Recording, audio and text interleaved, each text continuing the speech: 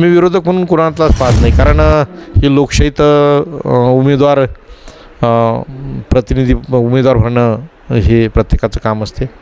नाही, शांतप्रिय आणि विरोधक उमेदवार याच्यात काहीच हे नाही, तो काही विषय नसते. नाही, भूमिपूजनचा विषय कसा आहे आता ते सह्याद्री न्यूजमध्ये सर्वांचं स्वागत आहे. नमस्कार मित्रांनो, मी सूरज देशमुख. गेल्या लोकसभेच्या पार्श्वभूमीवर सह्याद्री माझा न्यूजने माझा जिल्हा माझा खासदार असा विशिष्ट असा कार्यक्रम आपण आयोजित केलेला आहे. तर आज आपण आलेलो होतो दर्यापूरमध्ये, आणि दर्यापूरमध्ये आज आपल्यासोबत असे एक व्यक्ती आपल्या चॅनलसोबत जोडलेले आहेत, ज्या व्यक्तीचा जर संघर्ष जर पाहिला, खरोखर राजकारणामध्ये जो व्यक्ती उतरत असेल, जो तरुण उतरत असेल, त्या तरुणाने ह्या व्यक्तीचा एक आदर्श घ्यायला हवा.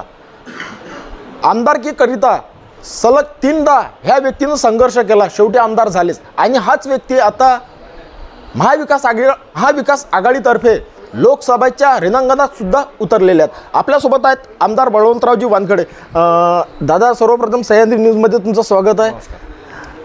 येत्या महाविकास आघाडीतर्फे तुम्ही एक उमेदवारी जाहीर करणार आहात, काय सांगू शकता त्याबद्दल? नाही, येत्या 1 ते 2 दिवसात माझी उमेदवारी महाविकास आघाडीच्या तर्फे जाहीर होणार आहे आणि मी ती निवडणूक लढणार आहोत. भाऊ, गेल्या सलग 2 ना 3 दिवसापासून असा एक प्रचार सुरू होता की दिनेश बुक हे सुद्धा महाविकास आघाडीच्या तिकिटाचे दावेदार झालेले आहेत. हो, निश्चित. कारण विषय असा होता की महाविकास आघाडीमार्फत ज्या पक्षाला उमेदवारी मिळेल त्या पक्षाचं सर्वांनी काम करावं हे ठरलेलं होतं.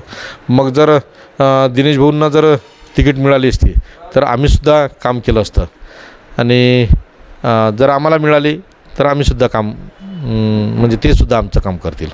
सध्या लोकसभेच्या बाबतीत एक विरोधक म्हणून असं कोणाला पाहता तुम्ही? मी विरोधक म्हणून कोणालाच पाहत नाही, कारण ही लोकशाहीत उमेदवार प्रतिनिधी उमेदवार होणं हे प्रत्येकाचं काम असते. आणि उमेदवार हा उमेदवार असतो, तो काही कोणाच्या एकमेकाच्या एक लोक उभे राहिले तर ते एकमेकाच्या सामने असतात, फक्त विरोधक नसतात. मध्यंतरी भाऊ एक बळवंत भाऊ वानखडे म्हणजे एक शांतप्रिय असं व्यक्तिमत्व होतं. मध्यंतरी जसं लोकसभा जशी इलेक्शन जाहीर झालं त्यानंतर बळवंत भाऊ एक विरोधक म्हणून चेहरा असा जनतेपुढे येऊ राहिले, काय कारण असू शकते? नाही, शांतप्रिय आणि विरोधक उमेदवार याच्यात काहीच हे नाही, तो काही विषय नसते. मी जो शांतप्रिय आहे तो शांतप्रियच आहो.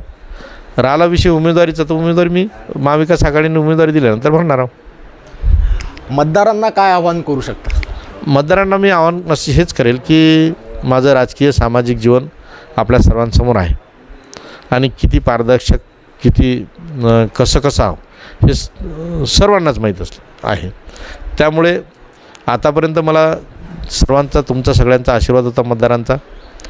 मग सर्वच ठिकाणी म्हणजे ग्रामपंचायत असेल, तरच्या ज्या काही निवडणुका, कृषी उत्पन्न बाजार समिती असेल, जिल्हा मध्यवर्ती सहकारी बँक असेल, या वेळेस मतदारांनी मला आशीर्वाद दिला, आणि याही वेळेस मला मतदारांचा तन मन धनानं आशीर्वाद राहील याची मला शाश्वती आहे. काँग्रेसतर्फे कशा पद्धतीनं जिल्ह्यात मोर्चेबांधणी झालेली आहे निवडणुकीच्या संदर्भात? काँग्रेस पक्ष मुळातच सर्वव्यापी आहे, आणि जे काँग्रेस पक्षाचं काम आहे हे तळागाळापर्यंत काम आहे. त्यामुळे बांधणी म्हटल्यापेक्षा जनतेत राहून जनतेचे कामं करणं, त्यामुळे हा पक्ष चांगला तळागाळात गेलेला आहे आणि त्याचं काम चांगलं आहे.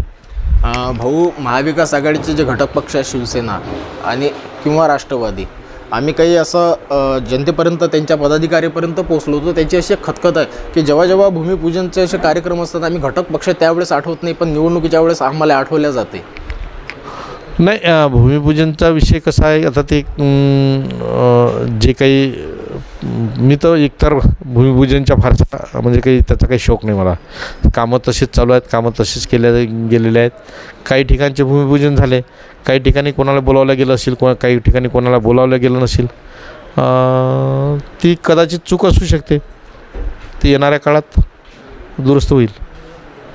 तर नक्कीच हे आज आपल्यासोबत होते बळवंत भाऊ वानखडे, जे महाविकास आघाडीचा चेहरा म्हणून फक्त तिकीट डिक्लेअर व्हायचं आहे, पण चेहरा म्हणून सर्व जिल्ह्यामध्ये ओळखीचे झालेले आहेत। मित्रांनो, तुम्हाला हा व्हिडिओ कसा वाटला नक्कीच आम्हाला कमेंट बॉक्समध्ये कळवा आणि जुळून राहा सह्याद्री माझा न्यूज करिता शशिकांत राऊत, सूरज देशमुख, दर्यापूर।